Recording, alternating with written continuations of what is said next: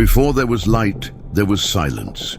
Not a peaceful silence, but the quiet of something powerful waiting to emerge. We are about to explore a time that ancient texts barely mention, a time before Adam, before creation itself. A time of beauty and conflict that still echoes in heaven today. Have you ever wondered what existed before Genesis 1:1? The Bible starts with, "In the beginning God created the heavens and the earth." But was this truly the first beginning? What if something important had already happened? What if a great conflict had already marked the heavens long before humans were made? Old writings speak of a time when heaven was filled with commands, movements, and order we can barely understand. There was no physical matter then, but there was will, purpose, and structure. Within this perfect system, tension began to grow. This tension didn't come from outside, but from within heaven itself. Among the beings who served the light and followed God's will, something began to break. It wasn't a sudden explosion of hate, but a small crack, a thought, a doubt. And then war began, not against God directly, but against what was to come. Most heavenly beings remained loyal, standing in awe before God's glory. But a group began to question. They questioned the order, the purpose, the plans. It wasn't open rebellion at first, it was more subtle, a restlessness born from their awareness, fed by visions of what could be. God had plans for something new, a creation made of matter and time, limited and fragile. The mere idea that such lesser beings would be loved and honored caused a break in heaven's perfect balance. These questioners weren't demons yet. They were beings of light, majestic and wise, called in some writings sons of the dawn. They held positions of honor and were the first to sing when the foundations of the universe were laid. But something troubled them. Why create lesser beings? Why give free will to imperfect creatures?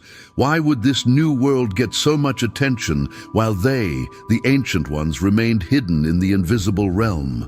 The tensions spread like unseen fire through heaven. There were no swords or screams in this war. It was a war of intentions, of silent choices. The ranks of heaven began to divide. Some stayed faithful to God's revealed plan. Others wanted to know more, or even to be more. Then one among them rose up.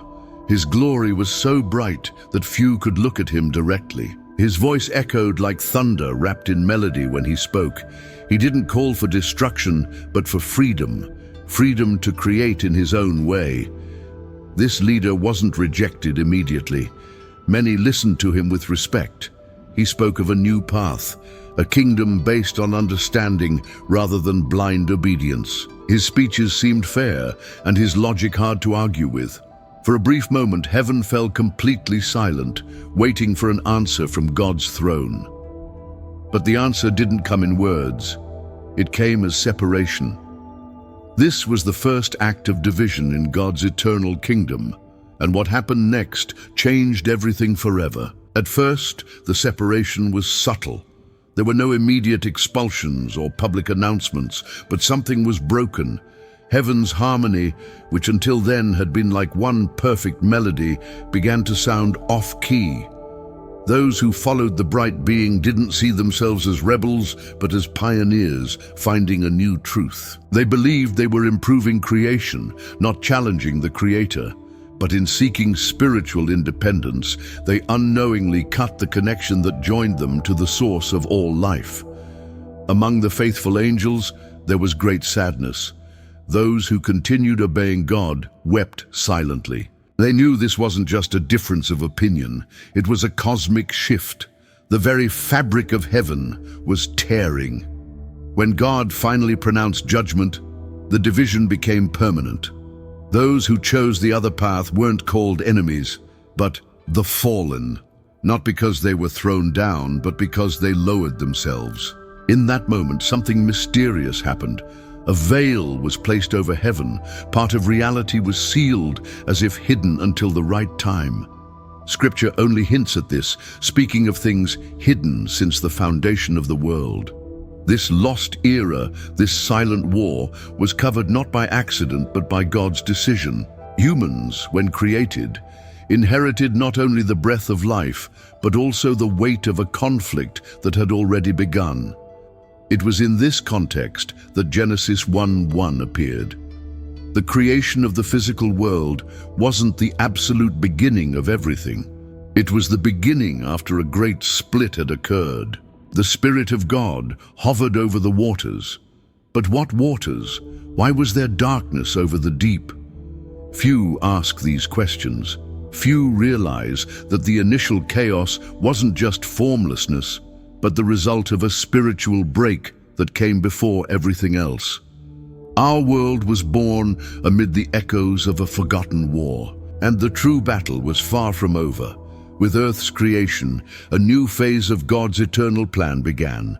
A physical world was formed with perfection, beauty, and order. But between the lines of sacred text are signs that this new world was also a stage, a field where the consequences of the previous conflict would play out. Heaven was no longer in full harmony. Humans, though made in God's image, were placed in a universe already marked by an invisible war. Adam and Eve weren't the first beings to exist. They were the first to step onto a stage that already had a history. Eden was more than a garden. It was a meeting point between dimensions. In Eden, all was pure and untouched, but around it greater forces watched. The fallen beings who had been separated in heaven now looked at the new creation with keen interest. They couldn't destroy God's plan, but would do everything to change its course. So humans were placed in a battlefield they didn't know existed. That's why the story of humanity's fall seems so sudden. A cunning being enters the scene and plants a seed of doubt. That same doubt that ages earlier had started the first war. It wasn't just a serpent. It was the extension of an ancient way of thinking, the desire for independence from God's will. The same thought that corrupted heavenly beings now entered the human heart. And once again, harmony was broken, this time with the visible creation. What many don't realize is that this war never stopped. It simply changed locations, from heaven to Eden, from Eden to human history. As centuries passed, the echoes of that first break continued to sound in every temptation, every false worship, every rejection of the light. The war before Genesis was only the beginning. The true battlefield would become the human heart, and the great conflict between submission and pride would span generations. The ancient prophets caught glimpses of this forgotten war. Isaiah spoke of a being who wished to rise above God's stars, who sought to set up a throne in the heights. Ezekiel described an anointed cherub full of wisdom and beauty, who walked among fiery stones until evil was found in him. These texts don't just describe a personal fall. They reflect an earlier time, a time when even the most glorious beings could choose to turn away from the source of life. Other texts, like the Book of Enoch, go deeper. They tell of watchers, beings sent by God who came to earth long ago, but were corrupted after falling in love with human women. These stories may sound like myths, but they hide profound spiritual truths. They reveal that the war in heaven was never limited to the heights. It spilled over into our world, influencing cultures, religions, and power structures. If you look closely at human history, you'll see that something has always tried to disrupt God's plan. From Abel's murder to the flood, from the Tower of Babel to empires that directly challenged heaven, everything seems to follow a pattern. It's as if an ancient, persistent force works quietly behind the scenes. It doesn't show itself openly, but infiltrates, whispers, convinces, and its origin goes back to that forgotten war. Perhaps the most frightening part isn't the past, but the future. Sacred texts tell us there will be another confrontation. Revelation speaks of a time when war broke out in heaven, and Michael and his angels fought against the dragon. This battle, which seems to be in the future, reflects something much older. The dragon doesn't appear from nowhere. He represents a being that has already fought wars before and who waits patiently for the chance to try once more to claim what was never his, the throne of creation. The greatest trick in this war may be forgetfulness itself. By erasing traces of the first rebellion, the enemy acted cleverly. He hid his origins, disguised his nature, and shaped centuries of human thought so everything would seem like a simple story or harmless symbol. But the Bible never treats the spiritual world as fiction. Jesus spoke of Satan as the father of lies, and an effective lie is one that erases its own origin. Humanity was taught to see sin as a mistake, not as the result of a cosmic conflict. It was led to see Lucifer's fall as an isolated event, not as the end of a war begun before time. But Scripture is full of clues. The Apostle Paul writes that our struggle is not against flesh and blood, but against principalities and powers. He isn't describing a new enemy. He's speaking of ancient organized forces with ranks and plans inherited from a battle far older than ours. The early Christians were aware of this conflict. They knew that faith wasn't just a path to salvation, but also one of warfare. Peter warned that the adversary walks about like a roaring lion seeking whom he may devour. But that lion didn't first appear in the New Testament. He was the same one who in eternal times tried to challenge God's glory and raise his own kingdom. And it's this adversary who continues trying to erase from human minds what he himself started, the first war in heaven.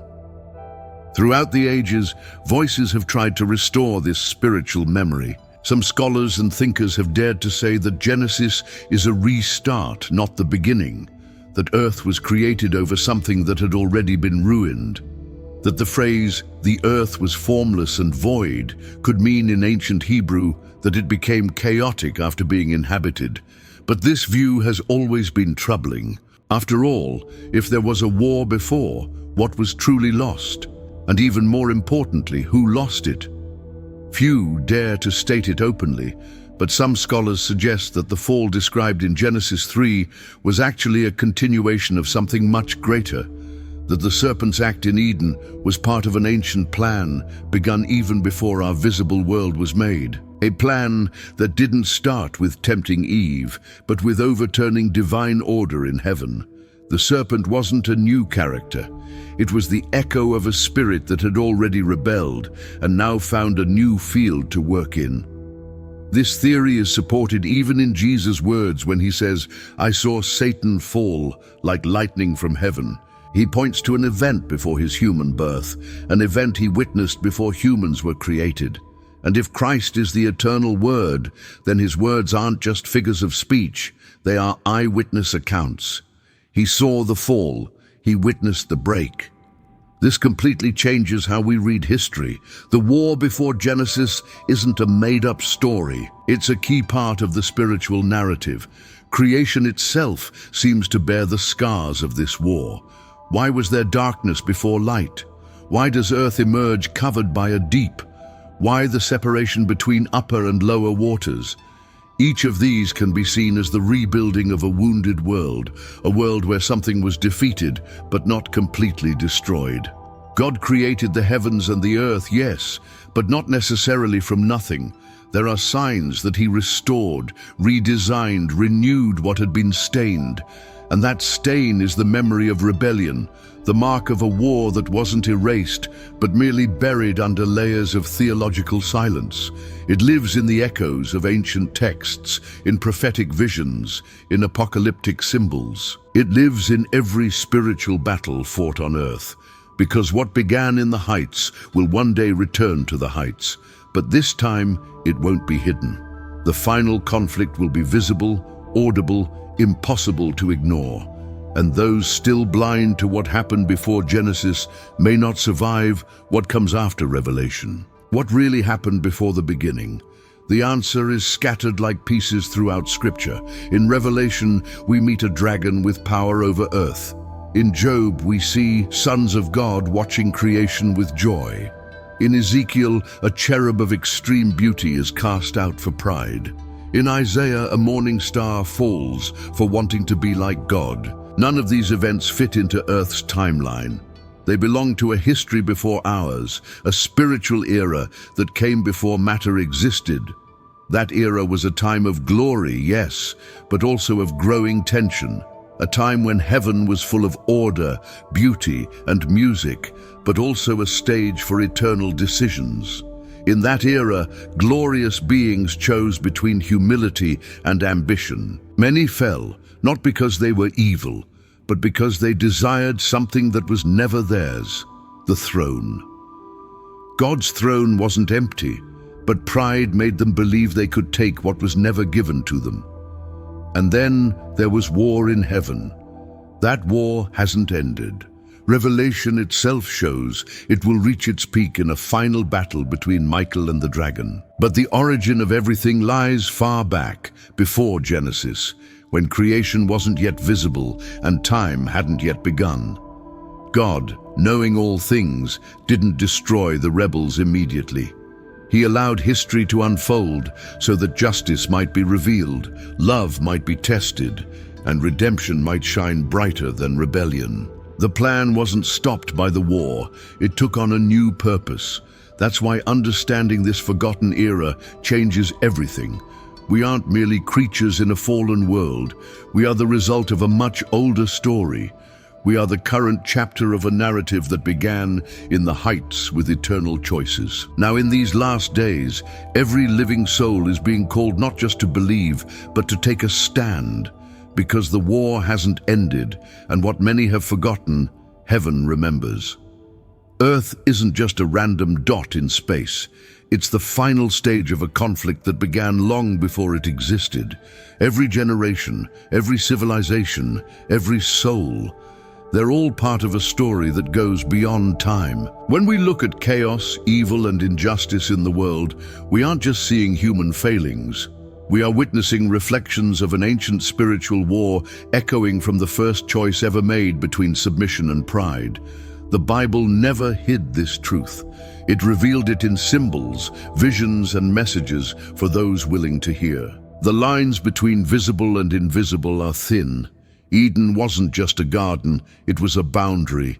The fall wasn't an accident, it was a calculated move. And the cross was the moment when the eternal King faced head-on the fruit of the original rebellion. It was there that the war changed direction, and the enemy, once hidden, was exposed. Today, many still live as though this war doesn't exist, as if they were neutral observers in a story that doesn't involve them. But there is no neutrality in God's kingdom. We are all called, we are all positioned, and one day we will all see with our own eyes what the prophets only glimpsed. The war that began before Genesis will end before the throne. And on that day, there will be only two sides, those who fought for truth and those who preferred the comfort of illusion. If you've read this far, it's because something inside you is seeking this truth, something that refuses to live numbed in a world that has forgotten where it came from.